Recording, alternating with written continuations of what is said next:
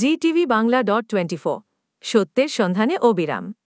হবিগঞ্জ পৌরসভার নির্বাহী প্রকৌশলী তরিকুল ইসলাম এর বিরুদ্ধে ঘুষ দুর্নীতির অভিযোগে মানববন্ধন, জেলা প্রশাসককে স্মারকলিপি প্রদান ও সংবাদ সম্মেলন অনুষ্ঠিত হয়েছে। হবিগঞ্জের পৌর এলাকার সিভিল ইঞ্জিনিয়ারগণ আজ সকাল 10 ঘটিকায় তারা পৌরসভার সামনে রাস্তা ব্যারিকেড দিয়ে এই মানববন্ধন করেন। মানববন্ধন শেষে দুপুর 12টায় জেলা প্রশাসকের নিকট স্মারকলিপি প্রদান করেন। দুপুর 1টায় হবিগঞ্জ প্রেস ক্লাবে সংবাদ সম্মেলনের আয়োজন করেন।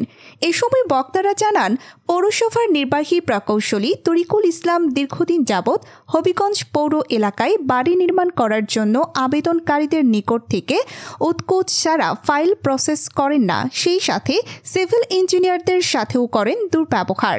এ অবস্থায় সাধারণ মানুষ এখন বাড়ি নির্মাণ করতে হিমশিম খাচ্ছেন। এ সময় তারা সাংবাদিকদের বিভিন্ন প্রশ্নের উত্তর দেন। পরে তারা আরও জানান যে একটা টিন সেট ঘর নির্মাণ করতেও ড্রয়িং করে দিতে হয় নির্বাহী কর্মকর্তা তরিকুল ইসলামকে। সেটা প্রসেস মেইনটেনেন্স করতে করতে লাগে 3 মাস। টাকা ছাড়া হয় না অনুমোদন। তা থেকে বেরিয়ে আসার জন্যই আজকের এই মানববন্ধন, স্মারকলিপি ও সংবাদ সম্মেলনের আয়োজন।